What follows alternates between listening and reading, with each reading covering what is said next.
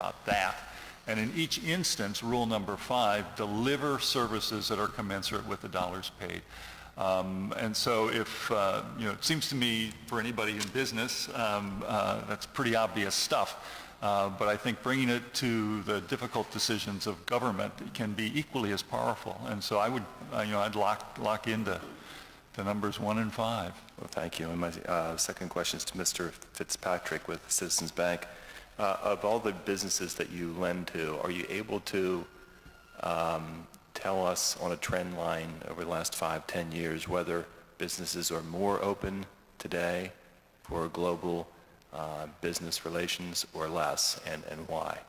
That's question 1, and I have a very brief follow-up question. Sure. I would say they're more open because it's a reality of surviving, is that if they were purely going to rely upon domestic business or one region, if they're not expanding their global outreach, then they're not going to survive. So I think they're all very much open to international because it's all opportunity. That's all upside to them. So there's no downside to them from the international side. Small business in the United States is defined as a business 500 persons or less. By most people's standard, 500-person business is quite a large business.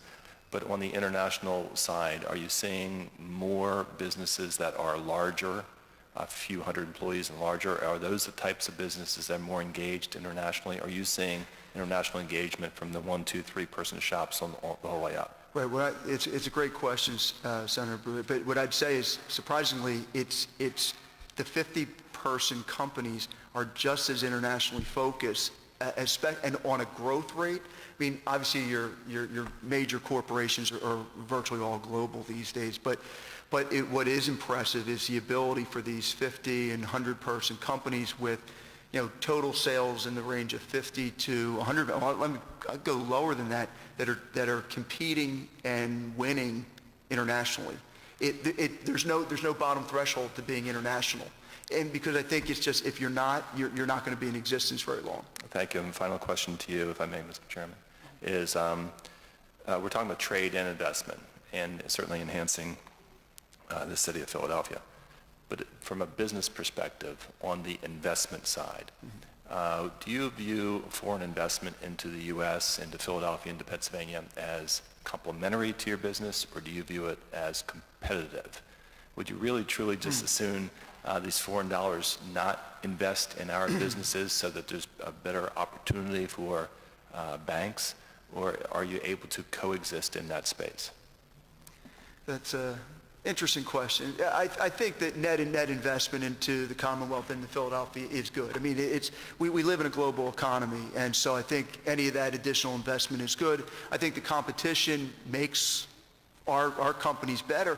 And as I cited earlier in the testimony, we're seeing lots of small companies compete very effectively.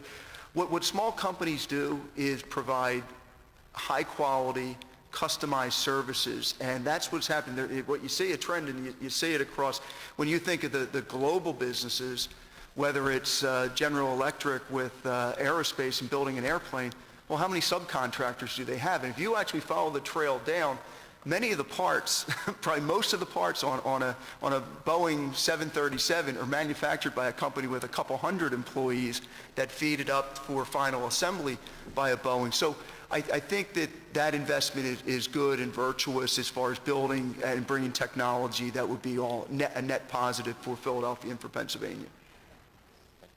All right, thank you very much. And thank you very much, Mr. Fitzpatrick and Professor Inman. I'd like to note that Councilman Dennis O'Brien is here. And Clerk, would you call the next panel? Oh, I'm sorry. And Councilwoman Janie Blackwell is here as well. At this time, I would like to invite our first panel to the front. Deputy Mayor Alan Greenberger, City of Philadelphia. John Grady, Philadelphia Industrial Development Corporation. Deputy Secretary Wilfred Muskins. Pennsylvania Department of Community and Economic Development. Joseph Hanley, U.S. Department of Commerce. How many people are on this panel here? Thank you, everyone, for coming. And what we'll do is we will once again take testimony, encouraging 5 minutes from each witness in the order called, starting with Deputy Mayor Alan Greenberg, then John Grady, then Deputy Secretary Wilfred Muskins, and finally Joseph Hanley. And we'll save questions till the end when everyone has testified. So would you begin, Deputy Mayor? Thank you very much. Sure. Good morning, Councilman, or good afternoon. I'm looking at the clock behind you. We need to fix that. I'm Alan Greenberger, and Deputy Mayor for Economic Development and Director of Commerce of the City of Philadelphia. And Councilman O, Senator Brubaker, nice to see you again. Various other members of council who are here, thank you for being here and for convening this. If you don't mind, in the interest of time, I'm going to do a little skipping around so that we can sort of compress this. Thank you very much. Philadelphia is home to 179 foreign-owned companies employing over 35,000 people in the city and more than 120,000 across the region. And these companies come from a wide variety of business sectors that include pharmaceutical companies like GlaxoSmithKline, energy-efficient retrofit firms like Mark Group, Aberdeen Asset Management, and in fact, from our last speaker, Dan Fitzpatrick, Citizens Bank, Royal Bank of Scotland, all from the United Kingdom, probably one of our largest trading partners, if not the largest one, along with Canada. French companies like Chemical Manufacturing Group, Arkema, Philadelphia Aker Shipyard from Norway, Italian Helicopter Assembly, Augusta Westland, and of course Hyundai Rotem from South Korea, and even Canada's TD Bank. And those are just some of them. They locate here, along with other firms that locate here, because Philadelphia is a smart choice, offering access to qualified and skilled workforce, a central location in the Northeast Corridor, and close to a range of large consumer market, unparalleled transportation access, and extraordinary quality of life.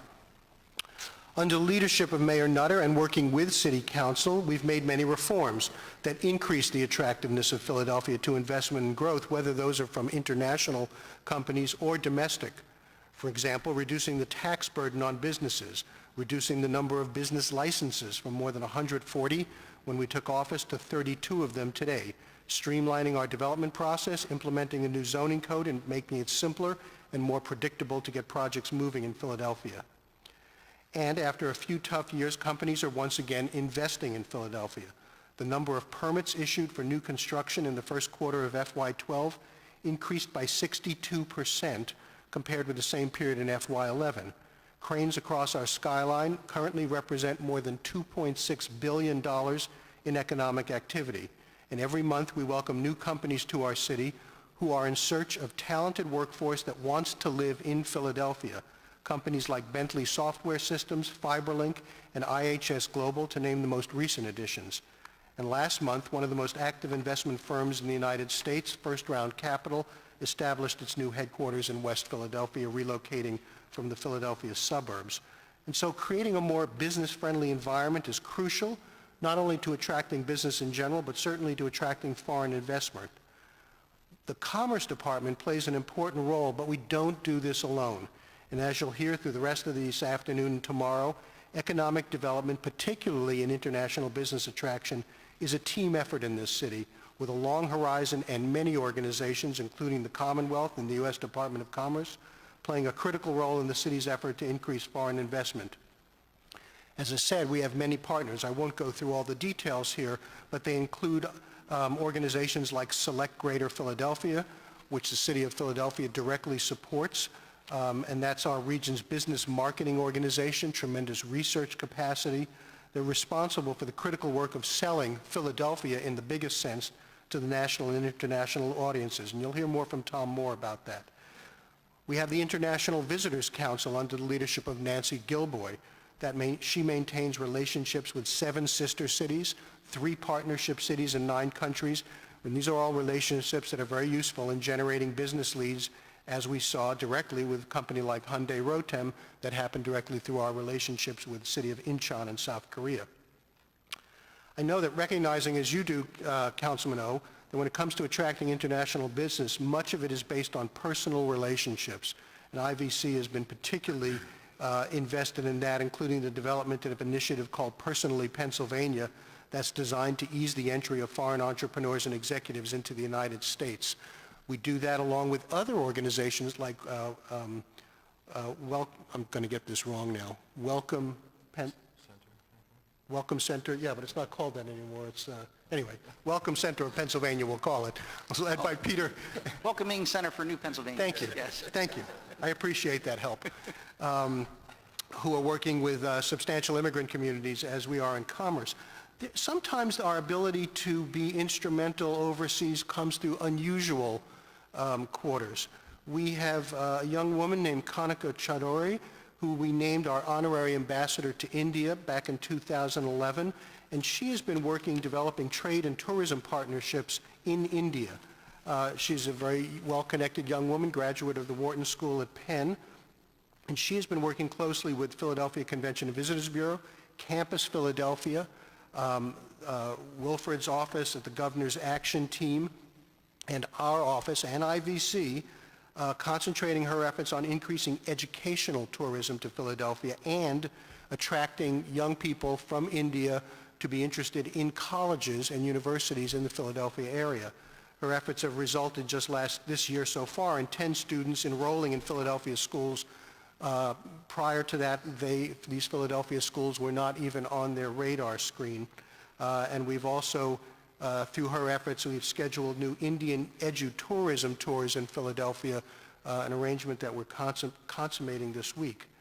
We work closely with the Consular Corps in Philadelphia under the leadership of Honorary French Consul Michael Scullin to expand the current partnering with them in an effort to expand the number of countries with a presence in Philadelphia. I believe we currently have 26 consuls and honorary consuls, and we have sent out invitations to actually every country in the world, but we quietly are focused on about a dozen of them. And perhaps our closest economic partner, Philadelphia Development Corporation, led by John Grady, who's at the table with me, who manages, among other things, a very important financial tool called Welcome Fund, or EB5, as it's often known generically, and John will be talking about that a little bit more later. When it comes to attracting international business and visitors to Philadelphia, obviously our brand is key. And we learned during the time when we competed for the 2016 Olympics, decision makers more often than not have no impression of Philadelphia versus a positive or a negative one. And to address this gap, our partners at the Convention and Visitors Bureau have worked to improve Philadelphia's international visitation, which currently stands at 613,000 people in 2011. They do this in partnership with GPTMC, the Greater Philadelphia Tourism and Marketing, and what I should note is in the last 10 years, international visitation to Philadelphia went from about 347,000 to a high of 710,000 just prior to the recession. It's dropped back, but is holding steady in the 600,000s right now in spite of the recession, which I think are very good numbers, particularly compared to other cities. And, of course, you are particularly aware, Councilman, of the importance of direct nonstop flights from Philadelphia International Airport to some of these world destinations. We have extremely good connections to Europe. We have a connection to the Middle East and Asia through Israel. We obviously need to have connections to some of the very important emerging economies in Asia, in South America, and in Southeast and in South Asia. So with limited resources, the Department of Commerce leverages the strengths of our partners to brand Philadelphia internationally, establish connections, relations, market the area's business, and develop financing tools that can attract foreign investments.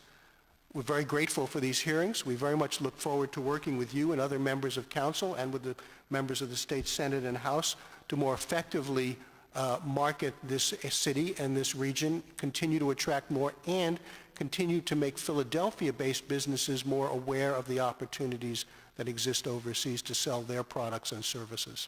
Thank you. All right. Thank you very much, Deputy Mayor. Mr. Grady? Good afternoon, Mr. Chairman, members of the committee. Senator Brubaker, thank you for joining us today. My name is John Grady. I'm the president of the Philadelphia Industrial Development Corporation. I'll just maybe summarize my testimony. I think we've given in written copies of this for your use. And I would, building on what Alan had said, PIDC is the city's economic development corporation. We were founded in 1954, and our roots go very much back to this notion of public-private partnership. We were founded jointly by the Chamber of Commerce and the city government to manage financing and real estate tools to attract investment and jobs to Philadelphia. And over 54 years, I think we've stayed pretty focused on that mission, and I think it has a couple of specific applications as it relates to international. Number one, as Alan mentioned, we work very closely with the Commerce Department and and the team of folks pulled together by Commerce to focus specifically on business attraction to Philadelphia, and working with the Commerce Department, the Chamber, Select Greater Philadelphia, the Commonwealth's International Division, and organizations like the Center City District, the University City District. We participate in regular meetings around the topic of business attraction, identifying targets for attraction, pursuing those targets both domestically and internationally, and have a well-organized routine around that activity. The second activity for PIDC really just revolves around our normal day-to-day management of a series of financing and real estate tools that are, again, aimed at attracting investment to the city.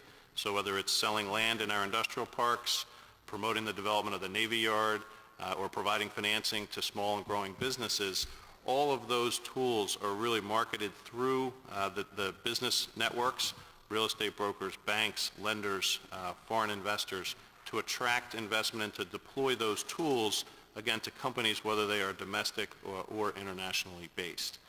And then the third area for us, and maybe most specifically, as the Deputy Mayor mentioned, we manage a program that we call the Welcome Fund.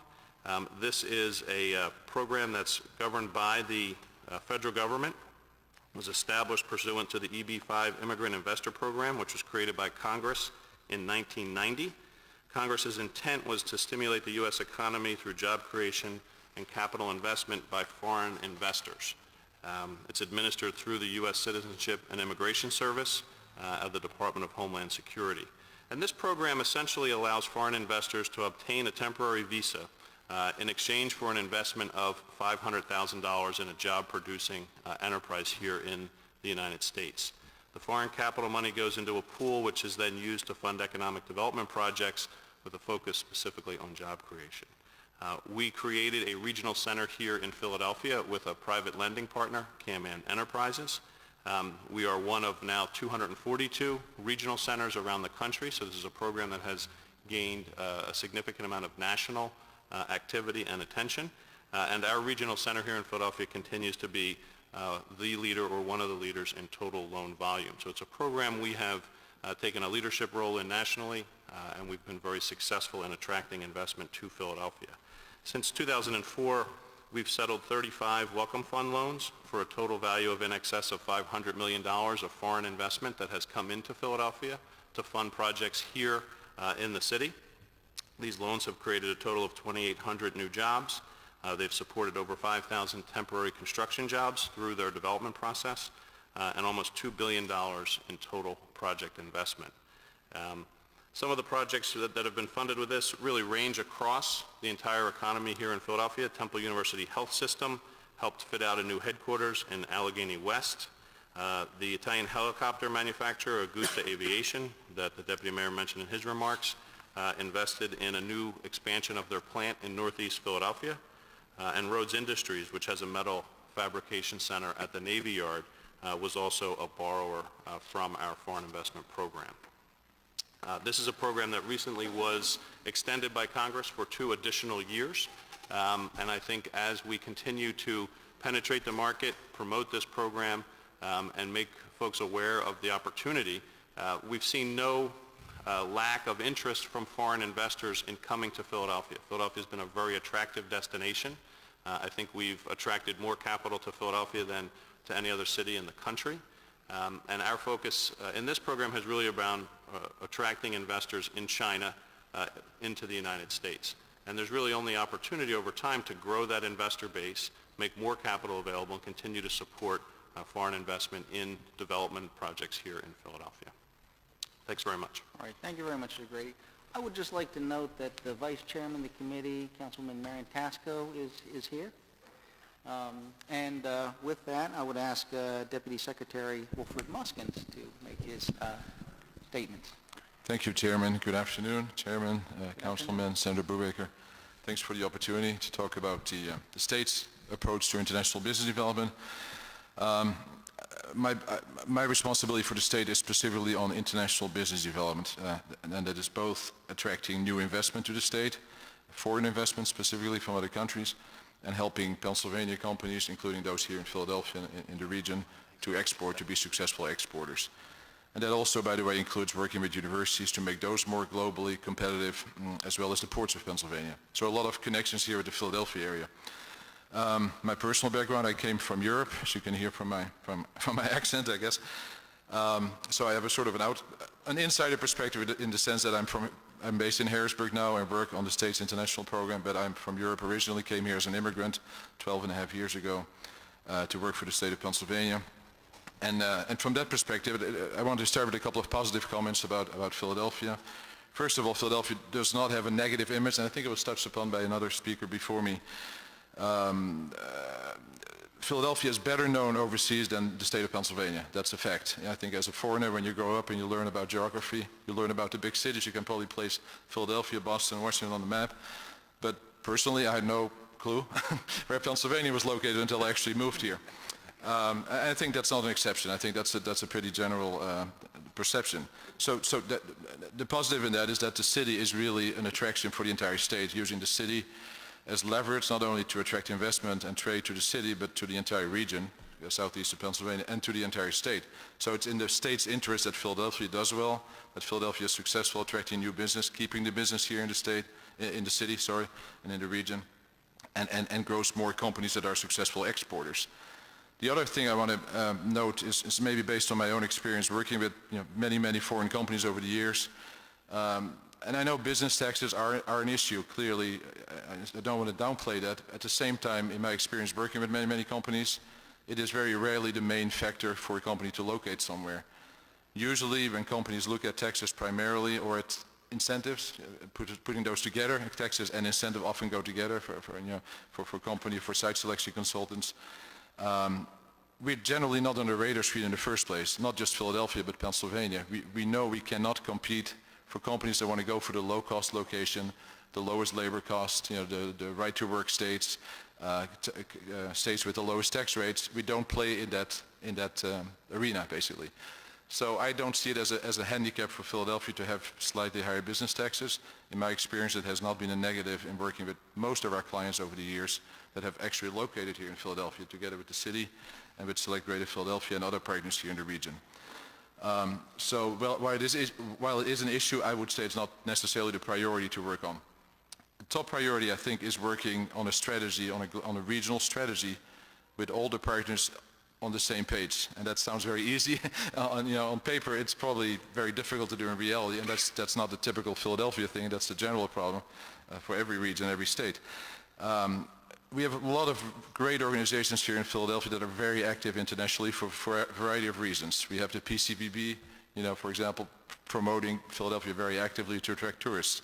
We have the World Trade Center of Greater Philadelphia doing a great job helping companies from Philadelphia export. Select Greater Philadelphia, the city, Department of Commerce, et cetera, et cetera. I don't want to go through the whole list, but doing investment attraction.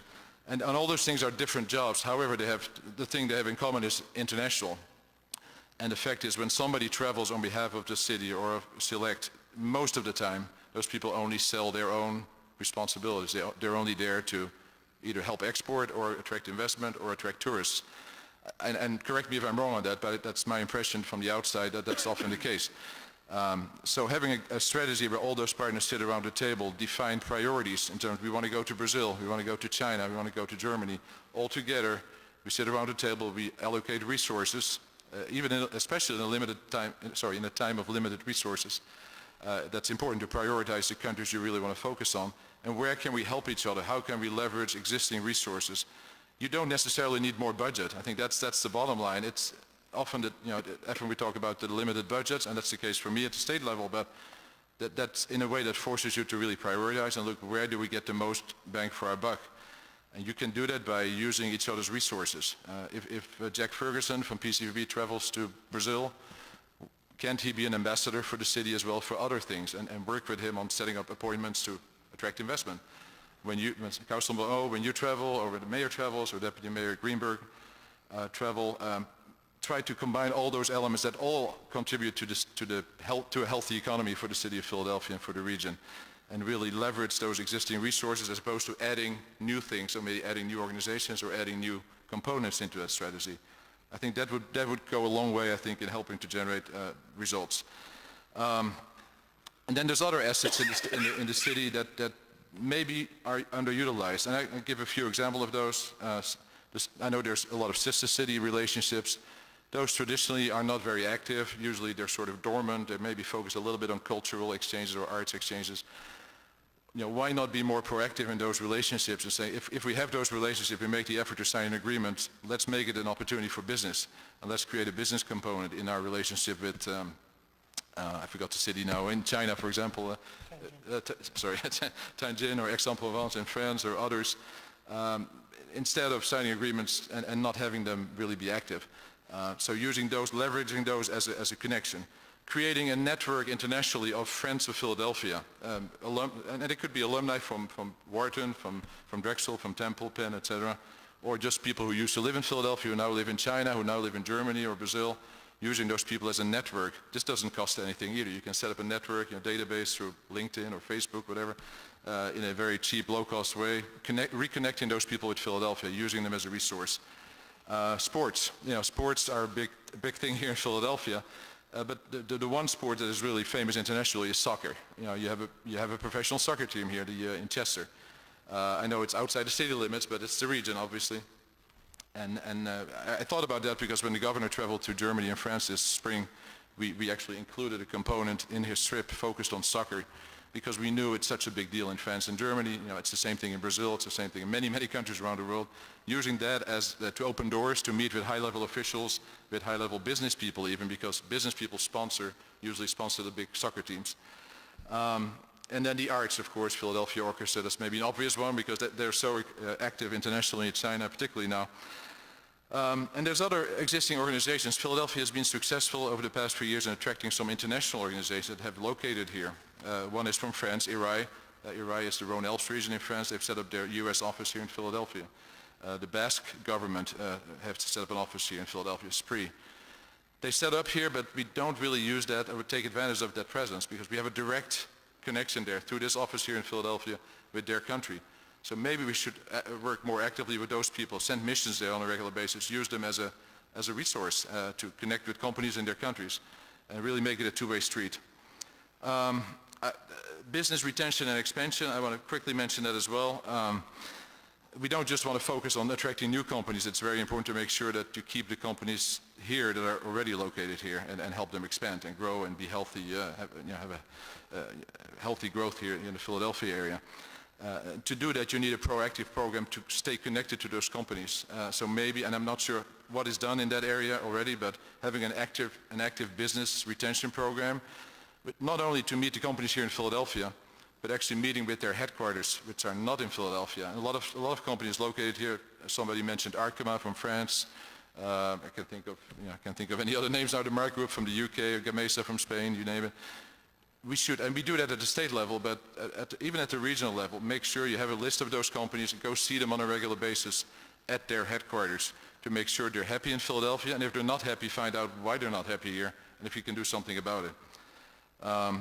Creating a true international address in Philadelphia, I think, would be a big advantage. I'm thinking about the World Trade Center. A lot of cities have a World Trade Center, not just the name and the office, which Linda Conlon will talk about later, but an actual building. And I know it's maybe just an image thing, but having an actual physical World Trade Center or something called international, which helps attract new companies, but maybe some kind of a soft landing opportunity for companies that you want to attract, foreign entrepreneurs, foreign researchers even that are going to create companies. Give them free office space or cheap office space for a few months so that you land them here in the region. They get used to Philadelphia, they start to love it, and then eventually they have to start paying for their office space, but giving them an opportunity to come here. That would be a big advantage over Boston, over New York, over other cities we're competing with. And just maybe we're running out of time, I don't know how we're doing, but Two opportunities I want to mention as well. The shale gas play in Pennsylvania. Now, of course, we know Philadelphia is not in the shale gas area in Pennsylvania, but of course you are in a way because you're in Pennsylvania and you can benefit from the positive effects of that development. It's a huge economic development opportunity for the state. You have a port, you have a seaport, you have companies here in the region that are suppliers to the shale gas industry. Just over the past few weeks, we've had delegations every week that came to Pennsylvania just to visit our shale gas play, to learn about how Pennsylvania deals with shale gas regulation, environmental issues, social issues. community issues. So I'm saying that because Philadelphia can use that as well as an opportunity to attract more international interest. You have the airport. Almost everyone will fly into Philadelphia. So those people are captive. They arrive at Philadelphia International Airport before they travel to Harrisburg or Pittsburgh or Williamsport or other places in Pennsylvania. So having an opportunity to maybe keep those people in Philadelphia for a while and making sure that they learn about the opportunities here in Philadelphia that are connected in terms of logistics, for example, with shale gas. Can we export our shale gas longer term? Certainly there's an opportunity with the ports. There needs to be an investment in infrastructure that is needed for that, but this could really benefit Philadelphia as well. And finally, considering international as a priority is very important at the highest level. So I know Mayor Nutter is very much focused on that and supportive. But sometimes it's the same for a company. When you go through a quality certification process, you want to go for ISO 9001 or something. You can only do that if the CEO of the company is willing to sign a commitment letter and say, this comes from me personally, this is a priority for me, and it has to go throughout the organization. So having the mayor, the deputy mayor state that international is a priority for the city through all the departments of the city, and that it has to go through everything, whether it's education, tourism, economic development, community development, there's always an international component to it.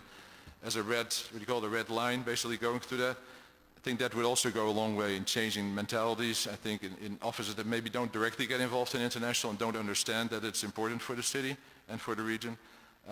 So helping make it a priority for everybody, the entire team.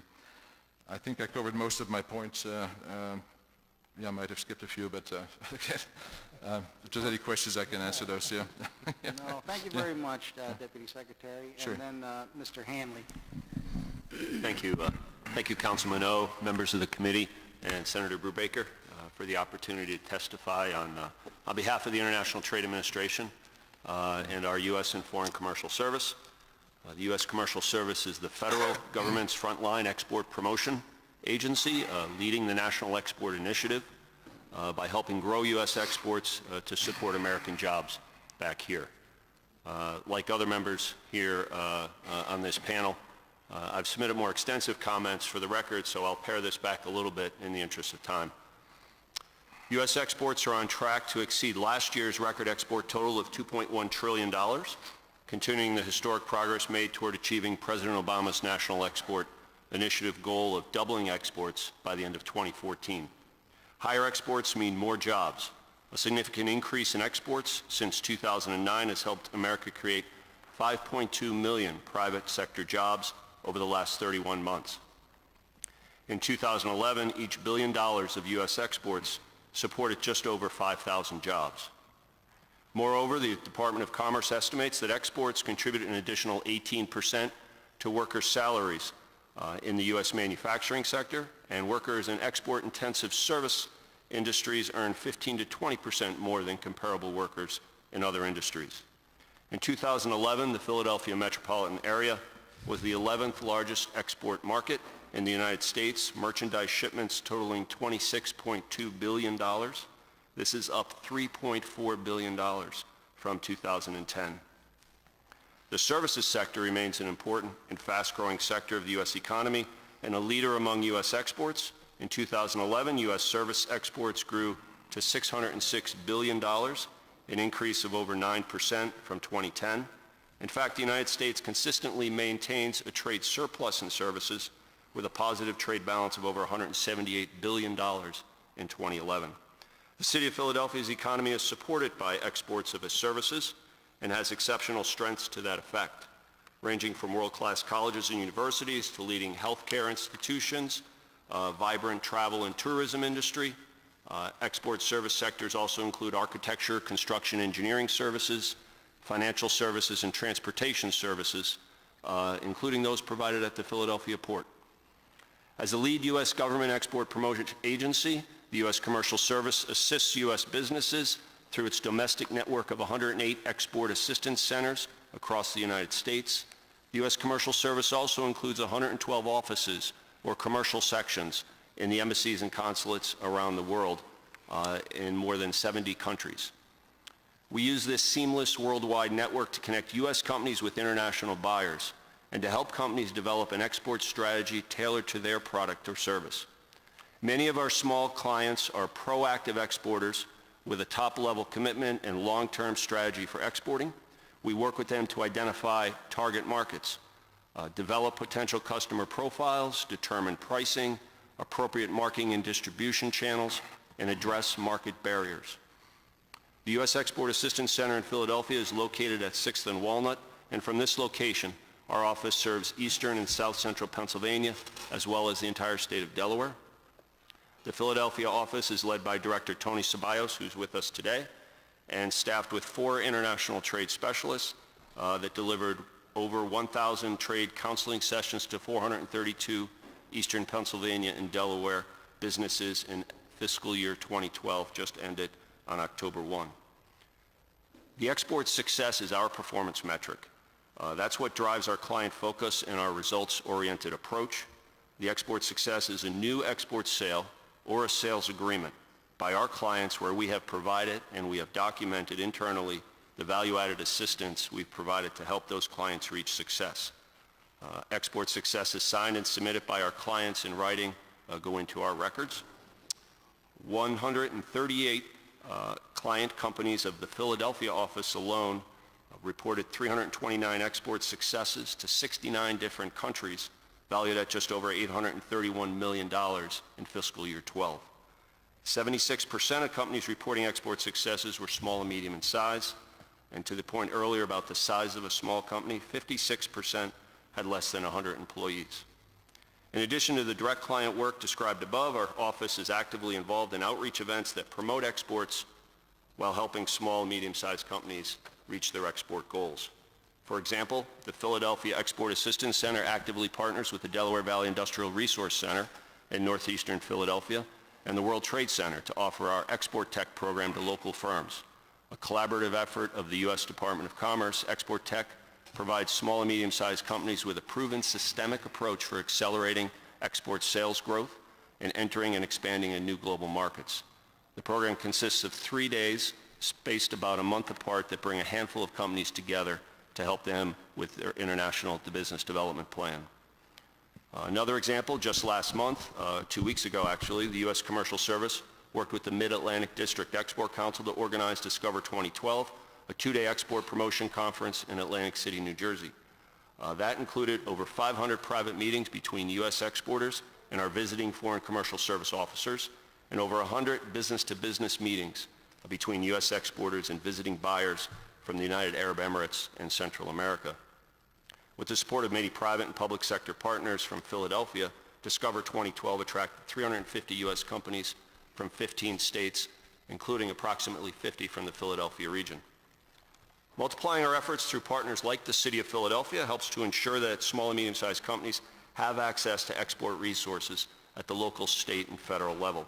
We recently forged an alliance with the Pennsylvania Small Business Development Centers to work together on marketing, educational programs, and trade events to help make U.S. businesses, particularly small companies, more export savvy.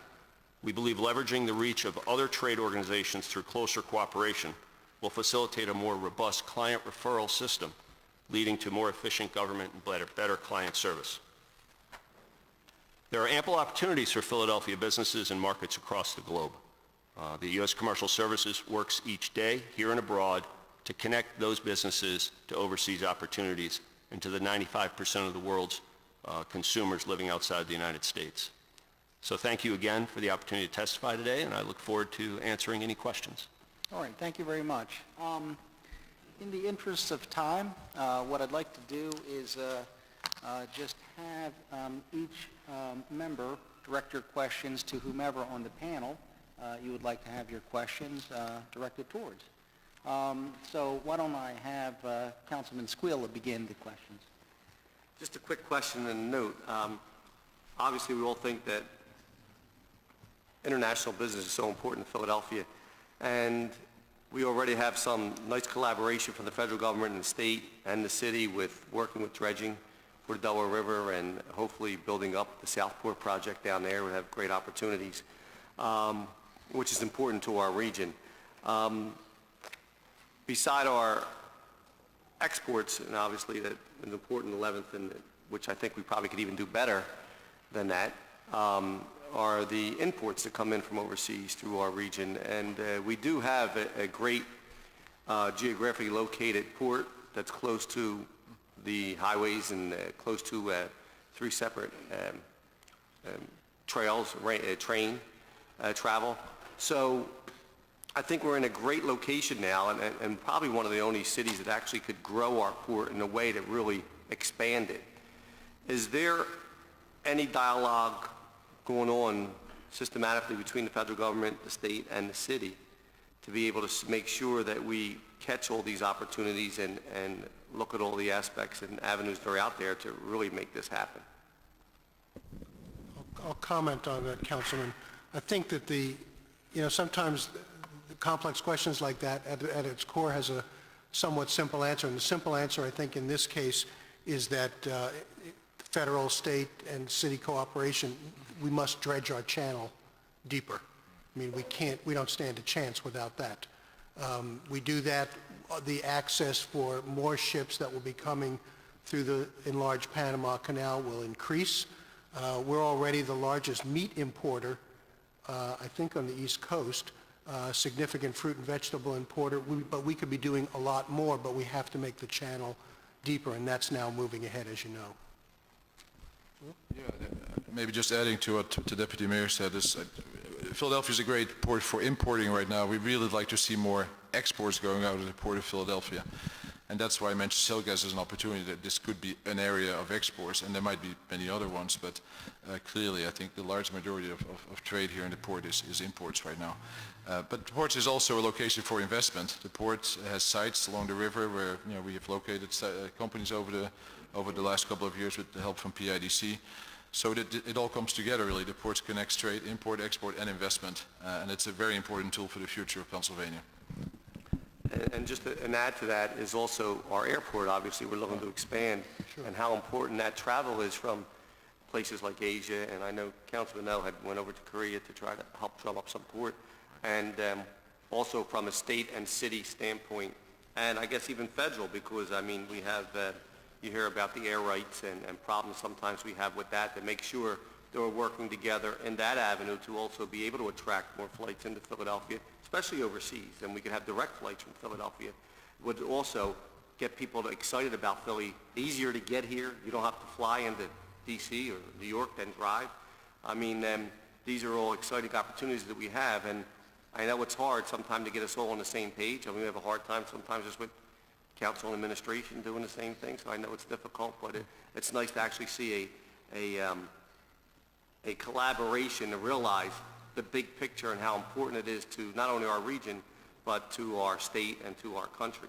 So I'm happy to see that moving forward, and would love to continue that dialogue through the city, through the state, and with the federal government. So thank you for your help. Good afternoon.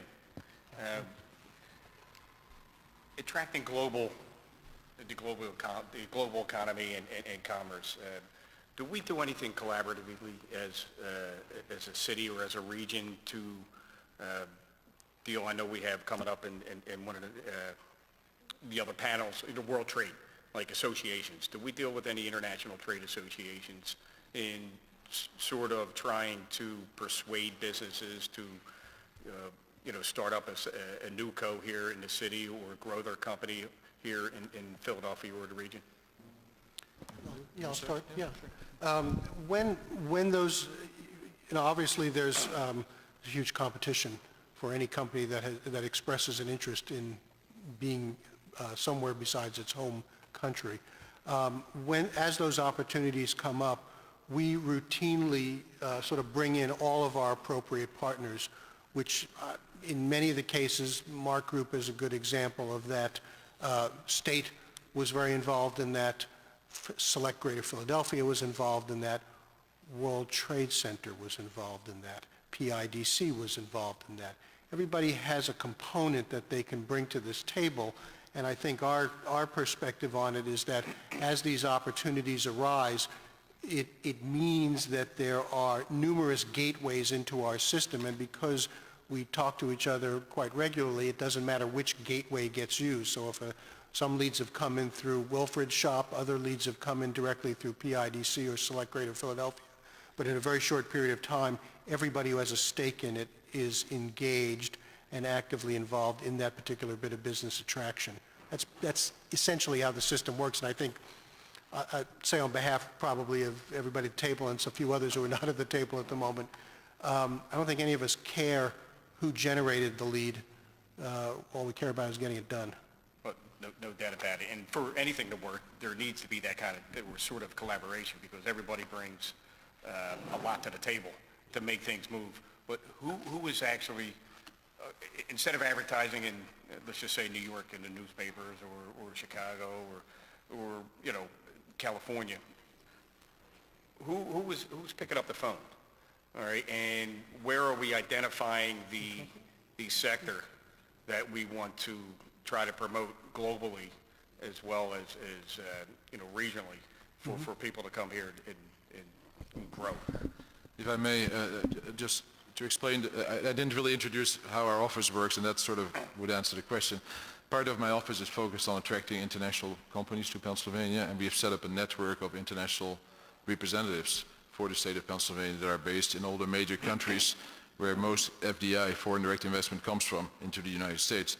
Germany, France, Canada, Brazil, now China. We have people on the ground that work for the state of Pennsylvania, are funded through our department, DCED, and they work not just with my office, but also with our local and regional partners. They have direct connections with Alan and his team, with like Greater Philadelphia, Tom Moore and his team, and not just with them, but all the counties and regional entities across the state. Their job is to sell the entire state of Pennsylvania. They don't promote one particular area. But depending on the company's needs, they say they want to be 50 miles from a major international airport. Well, then it's going to end up in the Philadelphia area. That's easy. But sometimes it's more complicated than that. They want to be, I don't know, close to a supplier, close to a university that they do research with or something. So it depends.